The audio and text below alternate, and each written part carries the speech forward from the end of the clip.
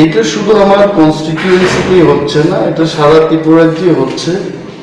এবং একটা জিনিস আমাদের জানা উচিত, সবার জানা উচিত, বিজেপি, ত্রিপুরামথা, সিপিএম, কংগ্রেস, আপামর ত্রিপুরার মানুষের এটা জানা উচিত যে এডিসির মেয়াদ যখন শেষ হয়, রাধাচরণ বাবুর নেতৃত্বাধীন এডিসি প্রশাসনের মেয়াদ শেষে বিজেপি এবং আইপিএফটির রাজ্য সরকার সেখানে জি.কে রাওকে অ্যাডমিনিস্ট্রেটর হিসেবে নিয়োগ করেছে এবং এডিসির যিনি অ্যাডমিনিস্ট্রেটর, উনি এডিসির অ্যাডমিনিস্ট্রেটর কিন্তু জি.কে রাও।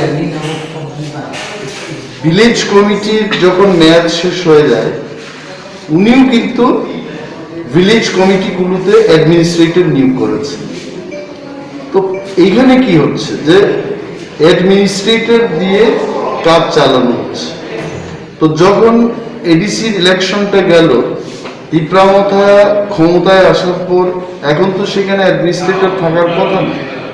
সো লজিক্যালি কি হচ্ছে, যখন একটা প্রশাসন চলে আসছে নতুন এবং তার দখলেই ভিলেজ কমিটিগুলো যাওয়া উচিত, উনি সেটা চালাবে। যদি সেখানে কেউ নাই থাকে তখন একটা কথা ছিল, এখন যেহেতু ত্রিপুরামথা ক্ষমতায় আছে এডিসিতে, আমরা তো রাজ্য সরকারের কথা বলছি না, এডিসিতে ত্রিপুরামথাই পরিচালনা করবে, এটাই তো সংবিধান।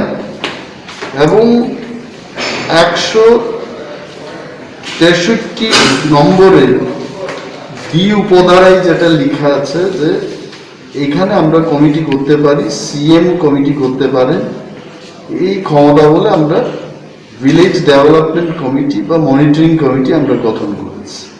এবং সেখানে কোনো ধরনের বিভ্রান্তি হওয়ার কোনো কারণ নেই।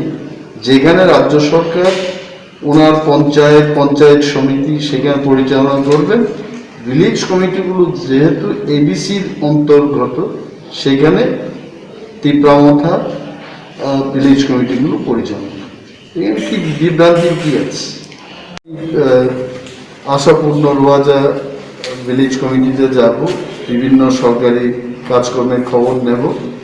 তো এখানে ভাবলাম যে যারা আশেপাশে যারা আছে আমাদের কর্মীরা, সাব জোনাল ডেভেলপমেন্ট অফিসার এসে গেছেন ইতিমধ্যেই, জোনাল ডেভেলপমেন্ট অফিসার এসে গেছেন, ওনাদের সাথে আলোচনা করব।